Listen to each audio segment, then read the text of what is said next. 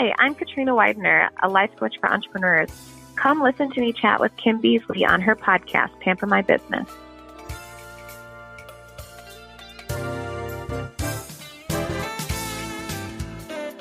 I'm Kim Beasley, and I'm the host of Pamper My Business podcast, where you will learn tips, tools, and techniques that will give you the freedom to easily build your business brand online so that you can be seen and then sell to your target customers. I will be interviewing industry leaders and professionals who will share their knowledge and experience, which will help you brand your business online. Get ready to take notes and learn from Kim and her guests, because this is going to be a fun learning experience. Hi, everyone. This is Kim Beasley, and I am interviewing Katrina Widener, who is a top entrepreneur life coach based in Minneapolis. She's a former marketer, journalist, and social media manager devoted to helping entrepreneurs feel empowered and find incredible growth in their businesses. Hi, Katrina. Thank you for being here today. Hi, thank you so much for having me. So let's just kind of jump in and start having you share your top tips. But the first thing I want to know is, what is the purpose of your business? So my business is to help entrepreneurs feel empowered in their businesses. So whether that's helping them work on their mindset and really overcoming that self-doubt and imposter syndrome and low confidence levels, or helping them with actionable items like working on their marketing and social media and search engine optimization. I'm really here to be their resource and guide and kick in the pants and accountability partner and all of that, and help them really move their businesses forward. Oh, I love that. And entrepreneurs, I want you to really listen, because she's going to be really sharing some great tips for you. Now, before we get into all the tips that can help entrepreneurs grow, I want you to talk about how you started your business so they can kind of get a feel for what you went through as you were growing your business. So share with us, how did you start your business? So I have a background in, as you mentioned, journalism and marketing. And so I worked for a really large corporation. I freelanced for a while, and then I worked for a really small company. And none of them were really the right fit for me. None of them were really something I was passionate about or empowered with myself. So when I decided to switch careers, I really listened to what I'm authentically good at and what I really enjoy doing. And the best compliment I've ever been given was when an old friend of mine told me that I really just innately knew how to make people feel good about themselves. And so I wanted to bring that to life in a business somehow. So I looked into therapy and social work, and then I stumbled across life coaching. And I really decided that that was the area for me to move forward in, because while I can be called a business coach, and that's totally appropriate and accurate, I really focus too on making sure people have the mindset to move forward in their businesses more than just the how-to tools. Because if your mind isn't ready to move forward, your business isn't going to move forward either. That is so true. You got to have the right mindset to get your business to where you want to go. What are some of the lessons that you've learned along the way? One of the biggest things that I've learned has really been to just let go of that control and surrender to what's going to come your way. I know that there are a lot of people who focus on goal setting and get really specific and are like, I want X amount of clients every single month, and I'm going to throw this amount of workshops and make this exact amount of money. And the truth is the only thing that you can really control is yourself. So while I do personal goal setting and business goal setting, and I know I have numbers in mind and I know what the plan is, I also leave room for unexpected things, whether that might be a slower month when I end up helping out with someone else's workshop, or a really crazy month when I work really hard and I help and I make sure that I have the time to help everyone. And sometimes that means letting go of my personal time, but it's really all about kind of that ebb and flow and letting go of control of everything, because I know a lot of entrepreneurs have that mindset of wanting to make sure that they have a plan, and everyone talks about business planning. But the truth is that you can't guarantee how many clients you'll have in a particular season, but you can control what you do to move your business forward. And so one of the biggest things I had to learn to do was let go of that control. That's a big one, letting go. And I know you're going to get more into what you mean by letting go and moving forward. With that in mind, there was something you said earlier, and I want to make sure my listeners understand what it means. What does it mean when you say imposter syndrome? A lot of times when we're starting out with our business, or even when we're 10 years into our business or 20 years into our business, a lot of times people have that self-doubt or that kind of voice inside their head that says, like, I'm not as good as this other person, or I'm not ready to do this, or why am I in this business when everybody else is in this business and is obviously doing so much better than me? And so it's really this feeling of as if you are an imposter in your own business and in your line of work. And so it's like, why would anyone hire me? I don't actually know what I'm doing. And it's something that has been talked about a lot more recently because a lot of entrepreneurs have this feeling, but they don't share it with one another. And that community aspect isn't there for them to really be able to say, this is the way I'm feeling, and have someone else be like, honestly, I've felt that way too.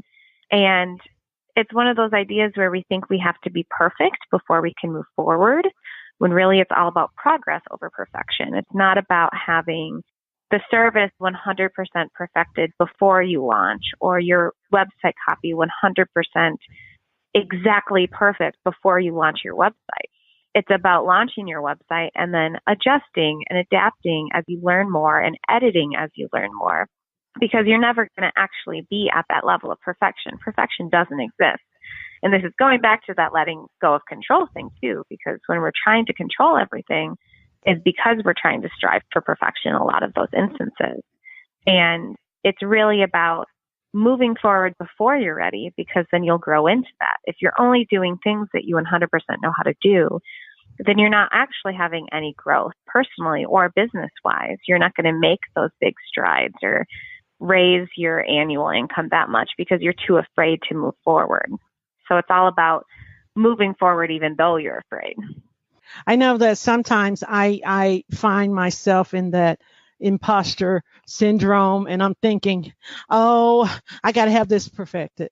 Oh, I get that perfectionist thing going on, and then I have to kind of give myself a kind of a slap, but not really a slap. I have to give myself a virtual slap, and I go, stop it. Just do it. Just push it out there. You can always correct it. People will tell you if something is not working. You got to just go for it. And when I do that, I get over that feeling of overwhelm. And that's leading to the next question. How do you help a client deal with overwhelm, like talking them down off the wall? Honestly, a lot of it is forcing them to talk themselves down off the wall. So if someone is in a moment when they're really afraid, or in the moment where they're feeling really overwhelmed by something, it's sitting down and saying, okay, so you're really afraid of launching this new product, we'll say. And it's like, what's literally the worst case scenario that will happen? Will anyone die? Will you lose your house? Like, what's going to happen? And they're like, well, no one will buy it. And so it's really putting things in perspective and having them put things in perspective for themselves. Because if I'm just saying words to you, you're not always going to hear me. But if I'm forcing you to say it out loud, you're going to have to listen to your own brain. The other thing I have clients do often is if they're afraid of something, I have them write down their fear and then write down in a manner that convinces them why it's not going to happen. So say, again, it's like, I'm afraid of launching this product and I'm afraid that no one will buy it. And so then I'm like, well, write down why people will buy it. And so then they'll write down, well, I worked really hard on this and it's a really intelligent project and it's something that people really need. And I've had clients ask me for it and I'm going to launch it in this specific manner. And so they're actually convincing themselves why they should be afraid of something. And I found it's a really powerful exercise because it's coming from their own brains and it's forcing them to think logically about a fear, which isn't a logical thing. Most often, our fears are based off of 100% pure emotion. If you kind of talk yourself down, it's even more empowering than if someone else is doing it for you. It's kind of like self-diagnosis. Well, let me rephrase that. Coached, COACHED, coached self-diagnosis, where you're helping people to identify okay, this is a fear that I have. And then you help them step through overcoming that fear. Is that what I'm hearing? Exactly. That is such a great thing to hear.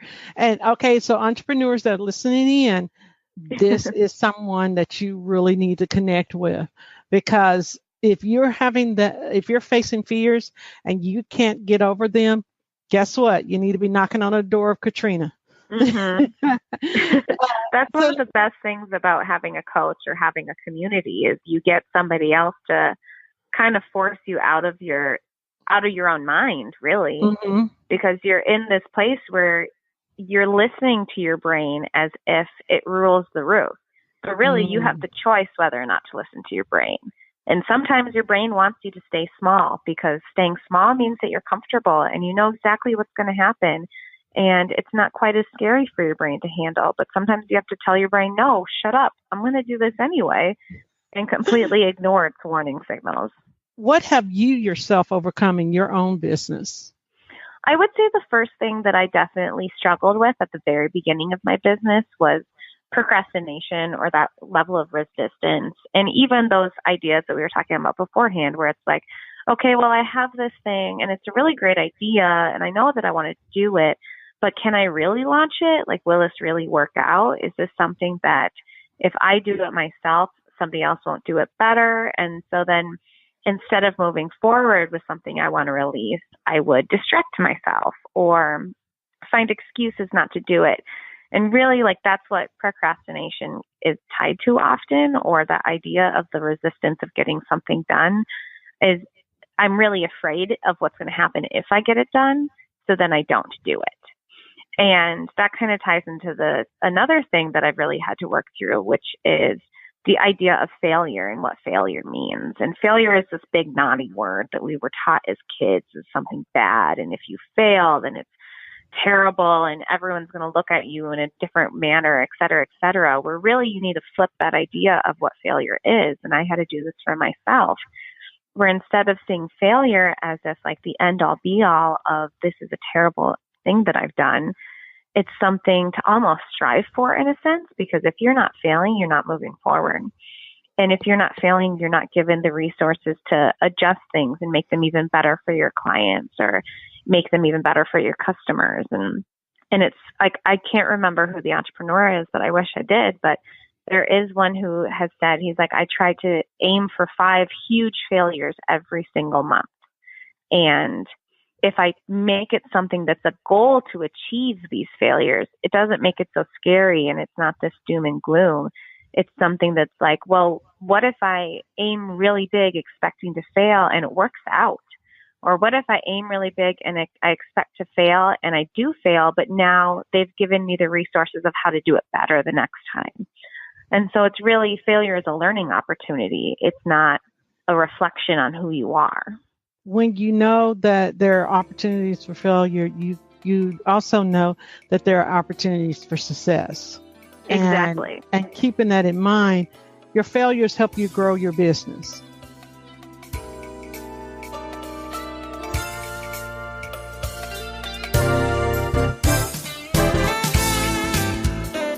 You have been listening to Pamper My Business podcast, and I am your host, Kim Beasley. Join the Pamper My Business community by visiting pampermybusiness.com, where you will find our free training along with our masterclass so that you can continue your learning journey about building your brand online.